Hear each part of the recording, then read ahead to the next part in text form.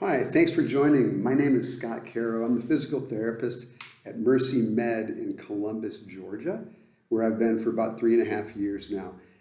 In person, I'll be joined by Valencia. She's the wellness director, although she won't be with us today on the voiceover version of this presentation. But today we're talking about moving our patients toward exercise, how improving access to exercise can help us improve health outcomes. Really, I think a simpler title for this would be, what are the things that prevent our patients from exercising, and what are we doing about it? We're going to talk today about kind of the problem, and then also about what we are trying to do here at Mercy Med. We don't claim to have great solutions to all these problems, but we are trying it. So we want to share with you kind of some of the class offerings that we've been working on, as well as some lessons learned as we've been kind of trying to chip away at this wellness problem for the past 3 years or so.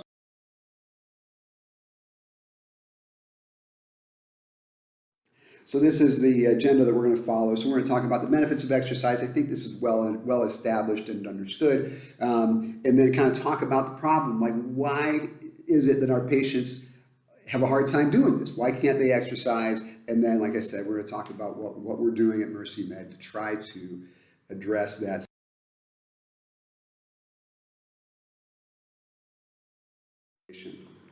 All right, so I asked, what are the benefits of exercise? And this is a question that I ask in one of our group settings. So we have a class that we're going to talk about in a few minutes that we call 5 Weeks to Fitness that we teach here at Mercy Med. And the first thing that we do in there is I stand in front of a whiteboard and ask the class, who are primarily people who are not healthcare providers. They are people who are, I would say, on the whole, tend to be somewhat medically illiterate, I suppose. And I ask, what are the benefits of exercise? And what I find is that they know them. So my patients know the benefits of exercise.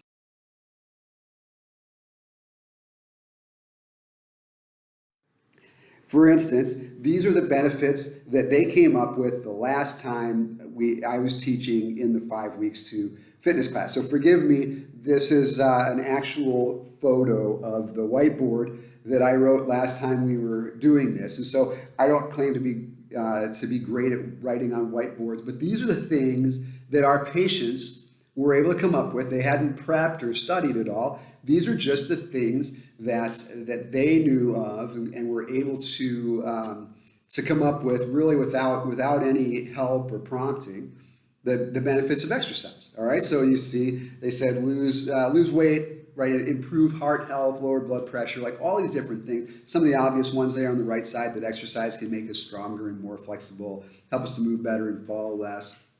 One of my favorites is there at the bottom. One of my patients said that it can increase your muscle and help you to decrease flab. Okay, so that was one of my favorite answers. But in any case, these are the benefits of exercise through the eyes of our patients, and I think that they're about right.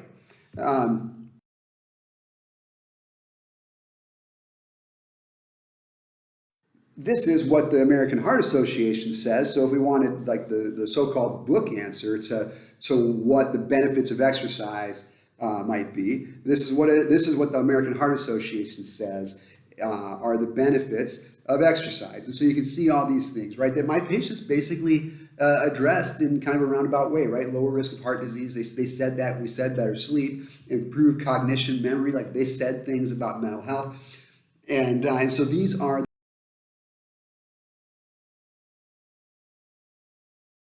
benefits of exercise, including this, right? So it goes on, right? Better bone health, improved situation with depression and anxiety. All right. So why do I bring all this up? The point of this is that our patients know that they should exercise.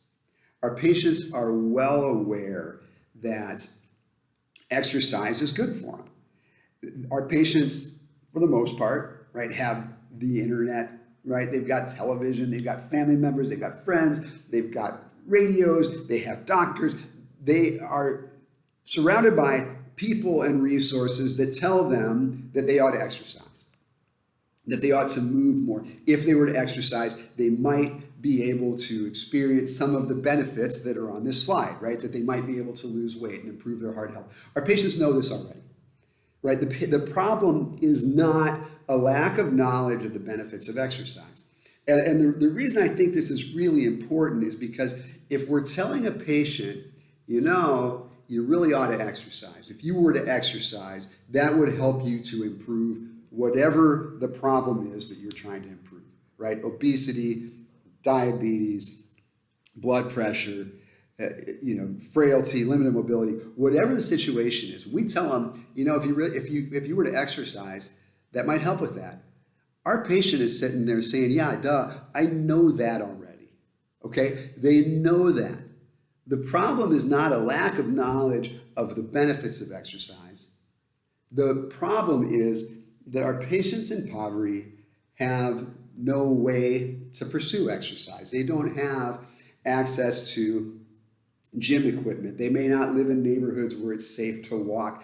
They may have various social and community and environmental constraints that prevent them from exercising, but it's not that they don't know that they ought to do it, and it's not that they don't know that it's good for them. So with that in mind, we're going to kind of be talking about what can we do to try to enable patients to exercise, right? So first off,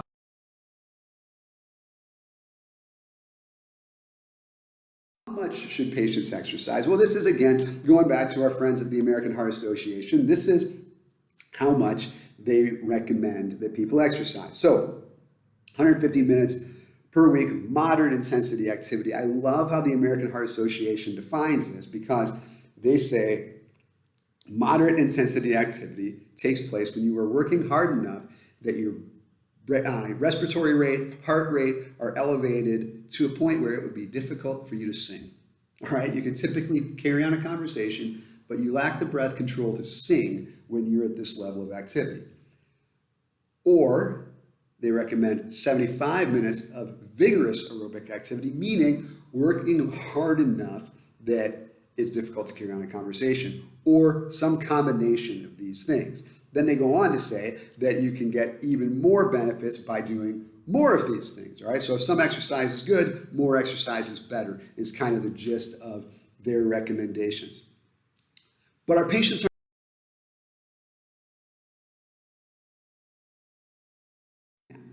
right? I found these statistics here, right? 117 million people have one or more preventable chronic diseases, right? 70% of the preventable chronic diseases that are out there respond favorably to exercise. Not necessarily that exercise cures it or solves it, but respond favorably, improve it. 70%. And yet, look at that. 80% of adults are not meeting these exercise guidelines. And this is the problem that we are trying to solve.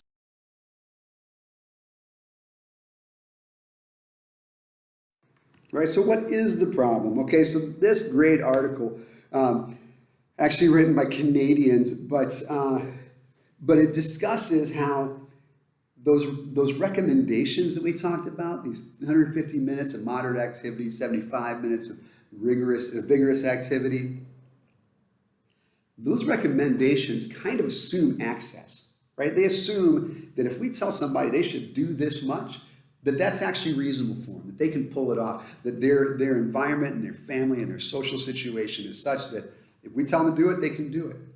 But the reality is, for a lot of our patients, they can't just up and decide to do that because there are a lot of obstacles, a lot of barriers.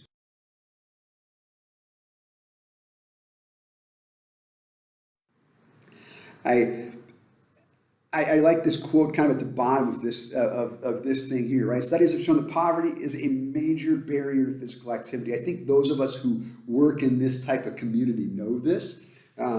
For example, being too poor to live in a safe, walkable neighborhood is a barrier to activity. I can tell you, I would not want to walk around, certainly in the dark, in the neighborhood where I work. Yet, right, current guidelines seem to assume that everybody has the time and resources to achieve these things, and it just isn't practical. So what can we do about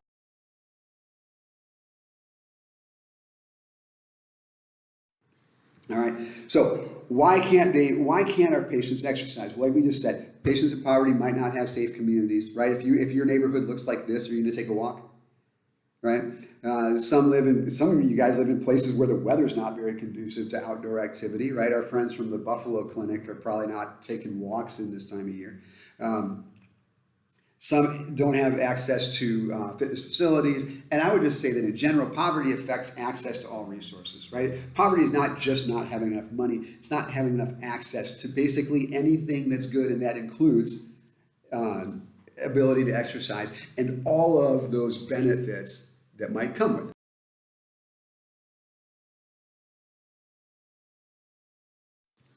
All right, so let's be more specific, right? What are the real problems that are keeping people from exercising?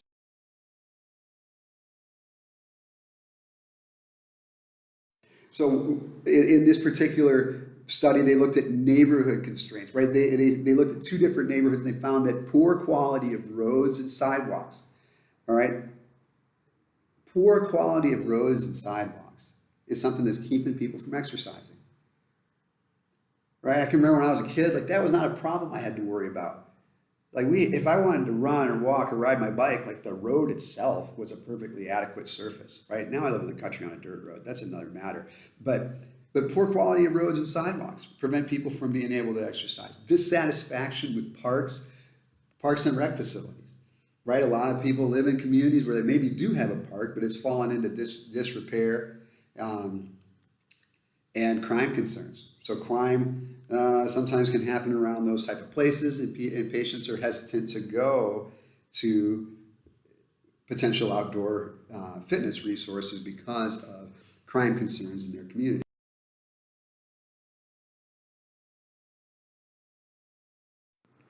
All right. For instance, this person, right? Like, look at this quote. There's a lot of dogs around here. People drinking and standing on the corners. It's unsafe. Broken glass and needles in the street. Who wants to walk, right? Walk down that street, right? Who wants to walk and then just pause next to some broken glass and needles and maybe do some squats and lunges, right? So the community itself, physical constraints keep our patients from being able.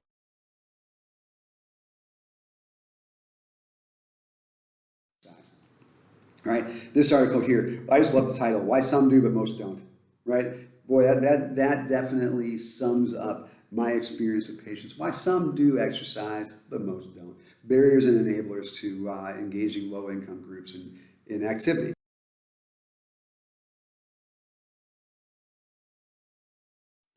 All right, so they kind of highlighted the same thing that the American Heart Association did earlier, right? That various chronic conditions affect the poor disproportionately. And these are the conditions that would potentially most likely respond favorably to exercise. And yet, these patients, we have a hard time getting them to exercise.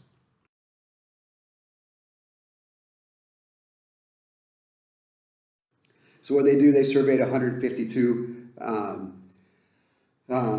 participants as well as 33 who did not participate in any fitness activities, and kind of asked them, why do you do this? And then asked the other 33, why don't you do this?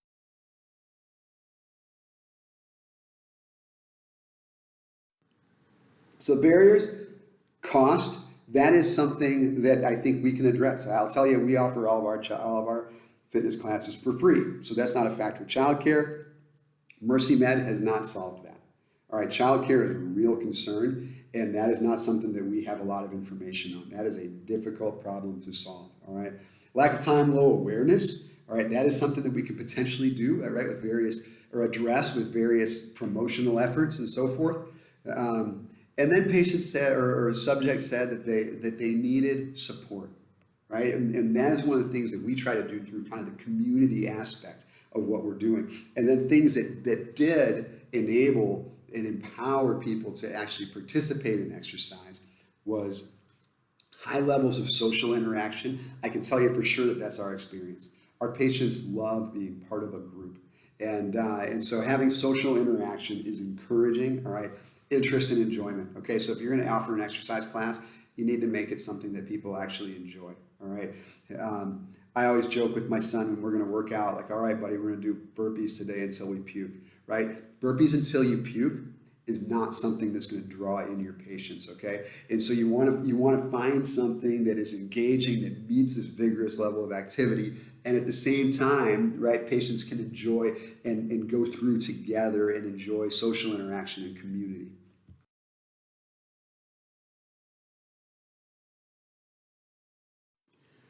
All right, so this is another article just kind of looking at the same type of problem, right? Physical activity in adults with low socioeconomic status.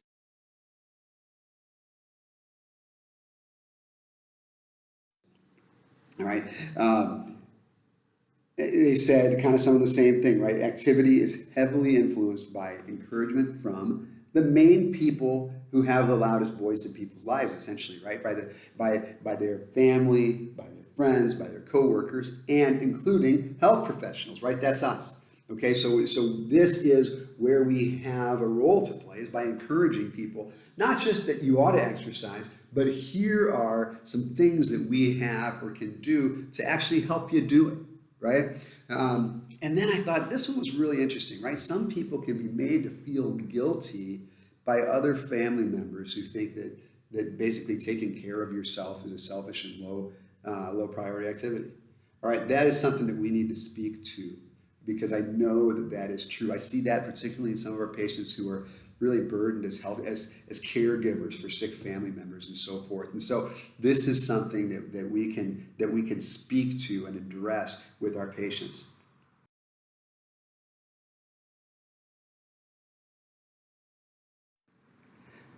Also, right, some of these things, right? Physical activity is affected by poor self-image. Okay, people feel like they don't look like exercise people, right? They don't want to go to a gym because they don't look like everybody else there, right? And I can tell you, when you come to Mercy Med to a fitness class, you look like everybody else there. We take all sorts, right? I've got some people that walk in, I've got some people that come in electric wheelchairs, and somehow we all make it work. All right, so there's no body shaming in our environment. And then I just thought this was interesting, right? That transport-related walking feels like a chore, right? And it's considered like something that they don't want to have to do because that's something that they feel like they shouldn't have to do because they're too poor, right? Like walking to the corner store to get a jug of milk feels like something that feels like punishment or like work, instead of thinking, you know what? I'm going to go get some milk, and how about that? I get to go for a 20-minute walk at the same time, right? Two birds, one stone. It's not really viewed that way by a lot of our patients.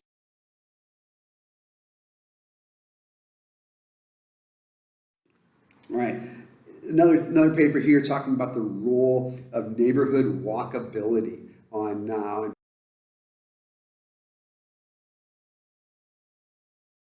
right? Just one simple fact that we kind of pulled out of here, right? But they found a strong link between living in a more walkable area and walking 30 minutes a day, right? If you can get patients to walk 30 minutes a day, that's typically that moderate level of activity. But if they can do that or close to it, they're hitting that 150 minutes. But if they live in a neighborhood where they can't do that safely, they're not going to do it.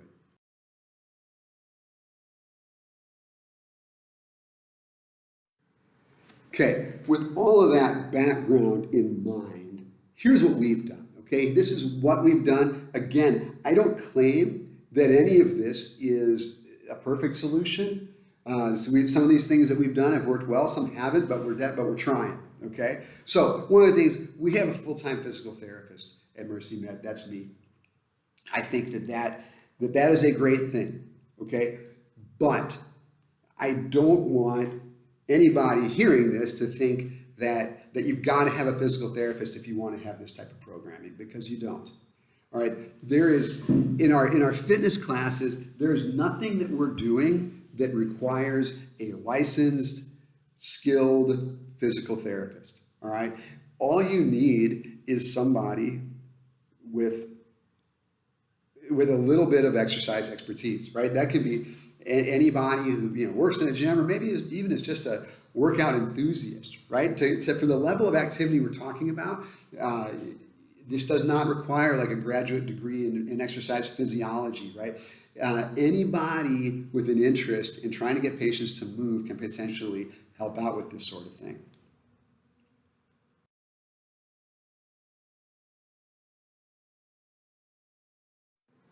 All right, so these are the classes that we offer right now at Mercy Med. Okay, 5 weeks of fitness. We'll talk about that a little bit more in a minute. Yoga class. Yoga class is that's a chair yoga class. We've got a beginner and an advanced kettlebell class, and we're about to start a neighborhood walking group.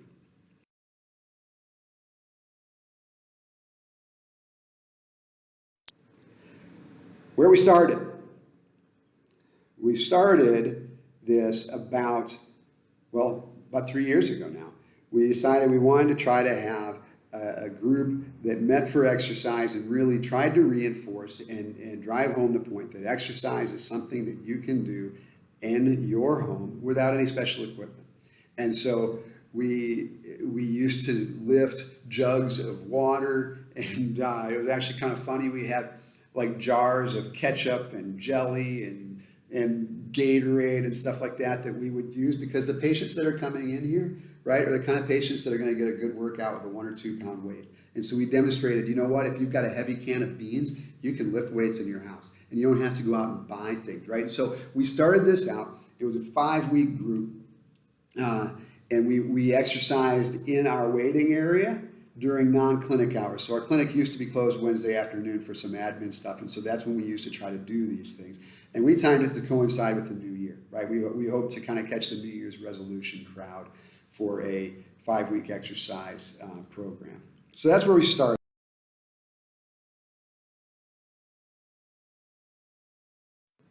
All right, this is where we are now. We offer a class we call 5 Weeks to Fitness. This is Casey teaching, leading a little bit of devotion before we start this. And in this program, this is the first class that you take on your way to the rest of the programming that we have. In this 5-week format, we start out talking about goal setting and habits. We talk about how we can set SMART goals to help us focus our fitness efforts. Right? Then I talk about exercise recommendations. We do some exercises together. Everybody that comes in gets a handout where we go through a whole set of exercises that you can do at home, lifting one thing. All right, as long as you own one heavy object at your house, you can do our exercises, and we give them handouts with pictures and instructions so that they can take that home and work on it. And then we also have our dietitian comes over. She talks for a day about food recommendations. Our mental health folks, we've got counselors at Mercy Med, so they come over, talk about some mental health, stress management type of habits and things.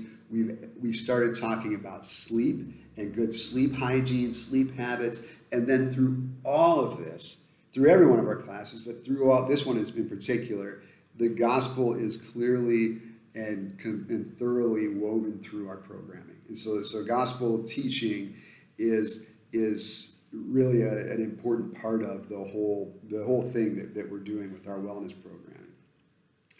And we do this, just like the name says, over 5 weeks. So we generally do it on Mondays, but we do it 5 weeks in a row.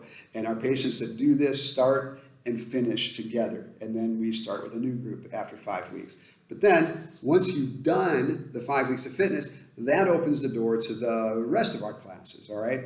And so here's what we offer.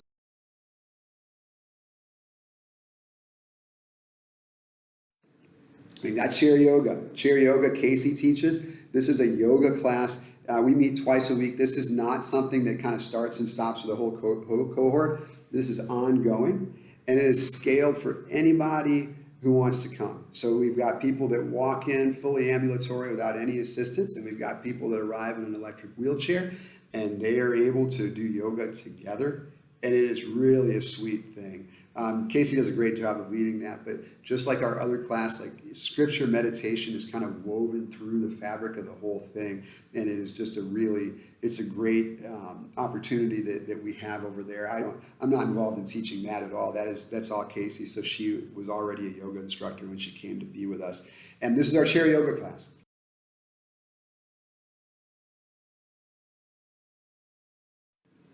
We also have what we call DIY fitness. All right, this is a class that I teach. DIY, do-it-yourself fitness. We were trying to teach people how to exercise on their own.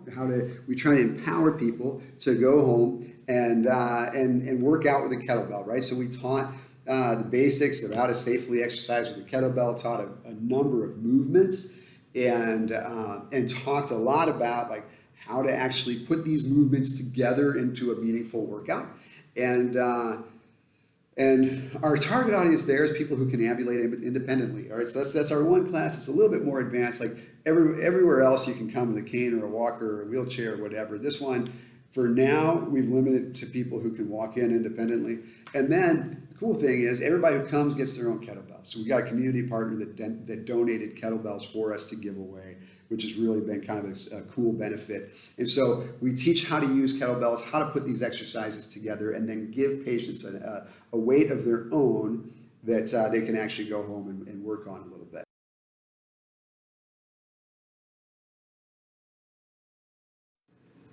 Then we teach our advanced kettlebell class, all right? Advanced is like a euphemism. Like there's nothing advanced about this. It is just people who've already completed the first phase. But if you're thinking of like an advanced kettlebell class at like your local CrossFit gym or something, this is very different from that. But it is people that completed that DIY fitness, okay? And there it's less teaching, we just work out. This is our first attempt at having kind of an advanced is maybe the wrong word for it, but a class that you can come and have ongoing workout, ongoing training for somebody who's already completed kind of our basic level of education. And we're starting to get some people who are coming back from that. And we're getting ready to graduate our next DIY fitness class next week, and then we will add them to this advanced class. But anyway, so this is an ongoing class.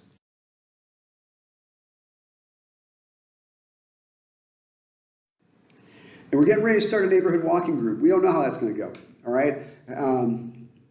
But we're excited to try it. One of the things I think we're going to find is that we're going to get different people than we get for our other programming, because all the other stuff we do is during work hours, and we're going to try this in the morning at 7. Most of our crowd that comes to our wellness stuff, I would say, tend to not be early risers. And so getting them up and ready to work out and be somewhere at 7 o'clock, it's probably going to be a different group of people. We're hoping that we're able to draw maybe some more people who work and are able to come in for a little bit of walk, jog, workout before work. But we've initially said we're going to do it for 6 weeks, and then we're going to kind of see how that's going, and we're going to finish that with a community walking event. So this is coming up actually just in a couple of weeks, but we have not yet started this one.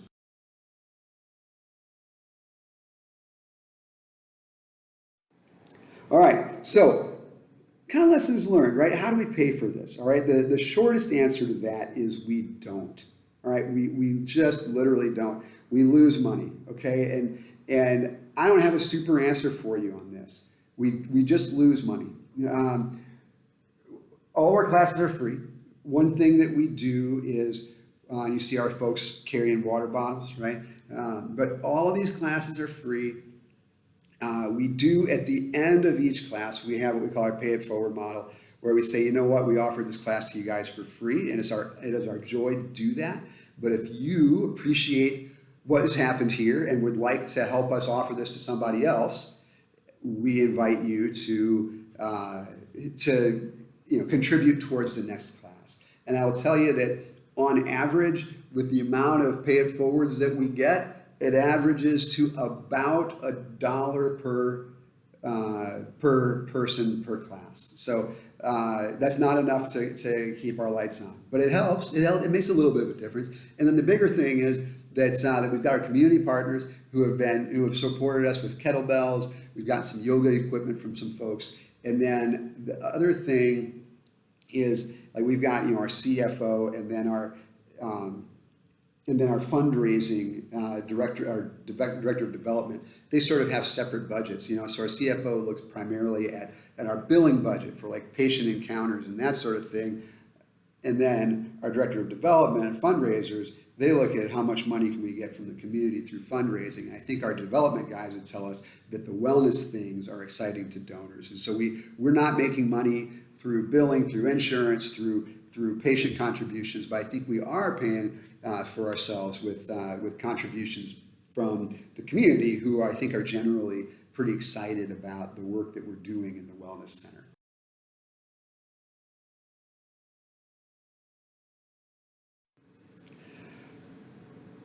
So, what have we learned? Classes are great ministry. They are great ministry. This is where we get to know people. We get to spend time with the same people week after week, share each other's burdens, right? We pray together. We read the Bible together. It sounds a lot like church, doesn't it? And I don't want to overstate our importance. That's probably rude of me to say that, but we have become this little group that has fellowship over exercise. And our patients get to know each other in these groups, because a lot of patients go to 5 weeks of fitness, then they go to the kettlebell class, then they go to the advanced kettlebell class, then they go to yoga, and they do all these things together. And the biggest thing that I think our patients get isn't exercise, I think it's community.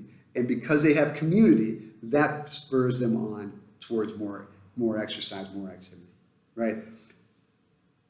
All of our fitness offerings can be led by somebody who's not a PT. So I don't want you to think, man, we got to get a PT in order to do this. You really don't. Okay, you got to have somebody to do it. But you don't necessarily need a PT. And then the bottom there, momentum is not easy to gain, and it is fragile. All right, so I just tell you that because if you get a class together and then take a long break, you're going to have a hard time getting those people back together. But if you get a class together and then you say, you know what, we just finished our DIY fitness class, but guess what, next week you can come back and go to the advanced kettlebell class, it's a lot easier to keep them with you than to say, all right, guys, we're going to take an 8-week break, but we're going to reconvene, in May. It's going to be hard to capture those people, but if you can keep momentum going, it's pretty exciting to see how people latch on to these activities.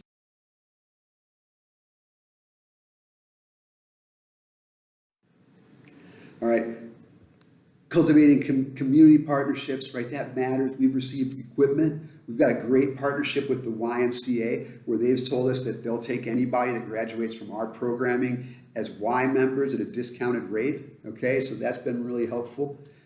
I would tell you that this can't succeed unless you've got buy-in from your docs and providers, okay? The reason that we are able to do this is because our doctors are consistently sending people to us. Most of these patients that you see in these pictures that have participated in our groups are not physical therapy patients. Most of them have come from the overall health clinic, and they've been sent to be wellness participants and be a part of our programming, all right? And then I would just say, once you've got community, people will keep coming back, right? Our first cohort went through the 5 weeks of fitness, and from there they went to a farming class where a farmer taught them how to grow vegetables. From there they went to a cooking class, a 7-week cooking class, how to cook a healthy meal on a budget. From there they went to my kettlebell class. Some of them are still going to my advanced kettlebell class, and now we just started a sleep class, and most of them are there. And so what we just find is if we keep giving them something to come to, they're going to keep coming because they love each other and they love the community that they've found by being a part of this. And while they're doing it, they're getting a lot of exercise. They're getting a lot of physical activity, and we're starting to chip away at those problems that we talked about at the beginning of this talk. All right, these are the references. These are the articles that I talked about, as well as the American Heart Association recommendations and so forth. And that's us. That is Jamie, our dietitian, on the left. That's Casey, our wellness director, in the middle, and that is me on the right side. If you have any questions about anything I've talked about, feel very, very free to email me or Casey. We love talking about what we do, love helping other people, try to do what we do, and so feel very free to contact me. All right, thanks, guys.